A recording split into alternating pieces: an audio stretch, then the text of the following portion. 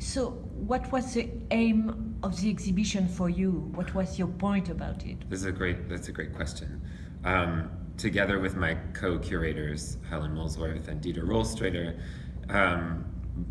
Dieter associated with MCA Chicago and Helen with MoCA in Los Angeles, so a tripartite organized tour. It was very important to us to do a grand retrospective, for a first one really, for this important artist.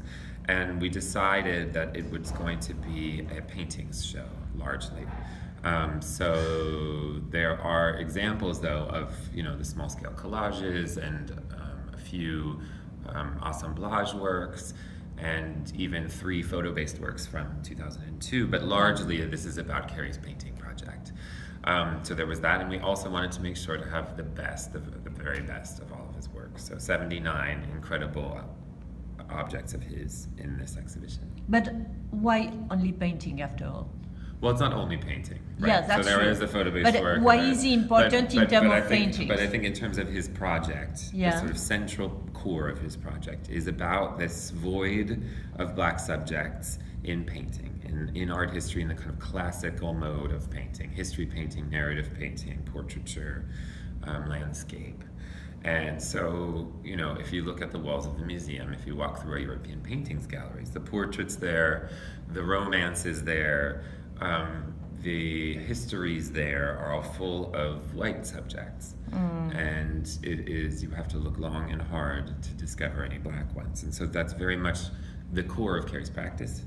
It's also to detail a certain experience, and it's not just an African-American experience, it's an African diasporic one too, because he speaks about South Africa in some of these paintings. He speaks about the transatlantic slave trade, and he speaks about the kind of religious and spiritual traditions that are part of the African diaspora as well. So it's about representing the fullness of these black subjects as well as just putting them on the walls of the museum. But in terms of style, how can we define the style, his style? And is there an evolution of style? I think you can trace, there is definitely a movement from small to large. And so that when I begin the show on the 3rd floor here with those 2 very pivotal paintings from 1993, De Style and The Lost Boys.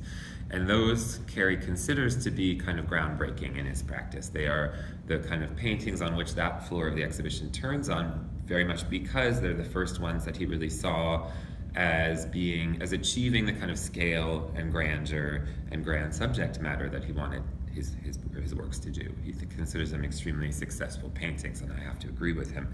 But then as you move into the first gallery of the show, the scale of that early work from the 1980s is much smaller.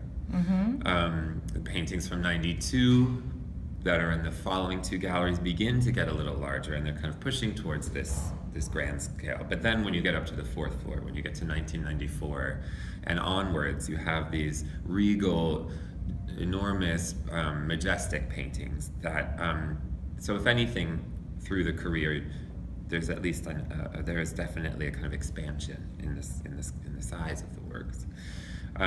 There's also a move kind of in around 2000 from the kind of unstretched canvases that he works with in the 90s, where he's bolting them directly to the wall. They're unstretched canvases with collage paper on top and then paint, and then they're bolted. He moves from that to panels, and the panels first to fiberglass in the early 2000s, and then panels, he uses PVC plastic. Oh, wow. And he prepares them like a traditional panel painting would be prepared. And so in the last few galleries of the show, those are largely like the portraits, and then the portraits of anonymous painters, and then the last few galleries, those are largely on panel.